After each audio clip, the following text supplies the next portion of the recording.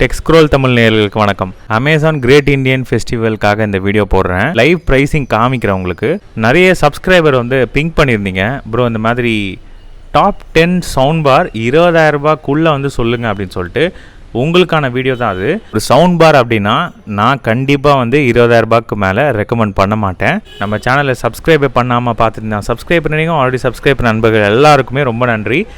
Effort பண்ணி make பண்ணுங்க. இந்த வீடியோக்கு ஒரு லைக் பண்ணிவிடுங்க. ஏதாவது சந்தேகம் இருந்துச்சுன்னா கமெண்ட் செக்ஷனில் லீவ் பண்ணுங்கள். வாங்க வீடியோக்குள்ளே போகலாம். சவுண்ட் பாரை பற்றி பார்க்குறதுக்கு முன்னாடி சில பேசிக்ஸ்க்கு நமக்கு தெரியணும். இப்போ சவுண்ட் பார் செலக்ட் பண்ணுறோன்னு வச்சுக்கோங்களேன். அதில் அவங்க மென்ஷன் பண்ணியிருக்காங்க 2.0, அப்புறம் 2.1, அப்புறம் 4.1, 3.1, அப்புறம் உங்களுக்கு 5.1, 7.1. இதெல்லாம் என்னது ப்ரோ அப்படின்னு சொல்லிட்டு நமக்கு தெரியலன்னா நான் சொல்கிறேன் குயிக்காக. ஆக்சுவலாக இந்த 2 அப்படின்றது ஸ்பீக்கரை மென்ஷன் பண்ணுது. ஸோ 3 அப்படின்னா 3 ஸ்பீக்கர், 4 அப்படின்னா 4, 5 அப்படின்னா 5 ஸ்பீக்கர், 6னா 6 ஸ்பீக்கர். ஸோ ஸ்பீக்கர் எவ்வளோ இருக்குது அப்படின்றது தான் அந்த ஃபஸ்ட்டு நம்பர் குறிக்குது. சரி, .1 அப்படின்னா என்னது ப்ரோ அப்படின்னா ஒரு சப்வூஃபர் ஆட் ஆகிருக்கு. இப்போ 2.0 அப்படின்னா சப்வூஃபர் கிடையாது.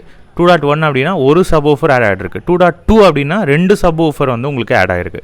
இதே மாதிரி தான் 5 ஸ்பீக்கர் ஒரு சப்வூஃபர், அது 5.1.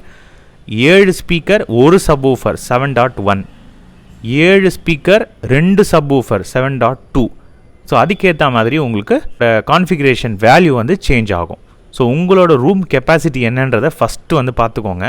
என்னுடைய ரெக்கமெண்டட் வாட் மட்டும் சொல்லிடுறேன். அதாவது ஆர்எம்எஸ் வேல்யூ அப்படின்னு சொல்லுவாங்க. ஒரு ஸ்பீக்கர் கொஞ்சம் கூட இறையாமல் அதிகபட்சம் எவ்வளோ வாட்டேஜ் அது தாங்கும் அப்படின்றது தான் அந்த ஆர்எம்எஸ் அவுட்புட்னு சொல்லுவாங்க. ஸோ இப்போ 300 வாட்டு 150 வாட்டு அப்படின்னு சொல்லிட்டு அவங்க வேல்யூ மென்ஷன் பண்ணியிருப்பாங்க. ஸோ 100 வாட் அப்படின்னா ஒரு சின்ன ரூமுக்கு போதும், சரிங்களா? 300 வாட் அப்படின்னா ஒரு மீடியம் சைஸ் ரூமுக்கு நமக்கு தேவைப்படும். இந்த 300 வாட்டுக்கு மேலே 700 வாட்டு 600 வாட்டு 500 வாட் அப்படின்னா இது லார்ஜர் ரூம், பெரிய ஹாலுக்கு நம்ம இந்த மாதிரி சவுண்ட் பாரை நம்ம சூஸ் பண்ணிக்கலாம். ஸோ உங்களோட ரூம் சைஸ் ஃபஸ்ட்டு நீங்கள் பார்த்துக்கணும். ஒரு ப்ரொஜெக்டர் வைக்கிறீங்க, அந்த ப்ரொஜெக்டரோட ரூம் சைஸ் என்ன, அது கூட இந்த சவுண்ட் பார் சேர்க்க போகிறீங்களா, இல்லை டிவி கூட அட்டாச் பண்ண போகிறீங்களா, ஹால் பெரிய சைஸு, அப்போ சின்ன சவுண்ட் பார் போட்டிங்க அப்படின்னா கண்டிப்பாக நமக்கு எஃபெக்ட் வராது. ஸோ அதை நீங்கள் ஃபஸ்ட்டு பார்த்துக்கணும்.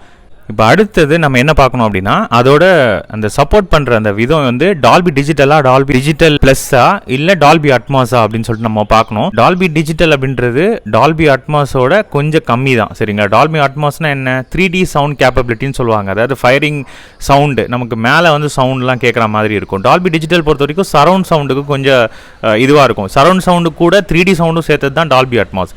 ஸோ உங்களோட பட்ஜெட், இப்போ நீங்கள் டால்பி அட்மாஸ் போயின்னு வச்சுக்கோங்களேன், ரொம்ப காஸ்ட்லியாக இருக்கும் நீங்கள் வாங்குகிற சவுண்ட் பாரு. ஸோ உங்கள் பட்ஜெட்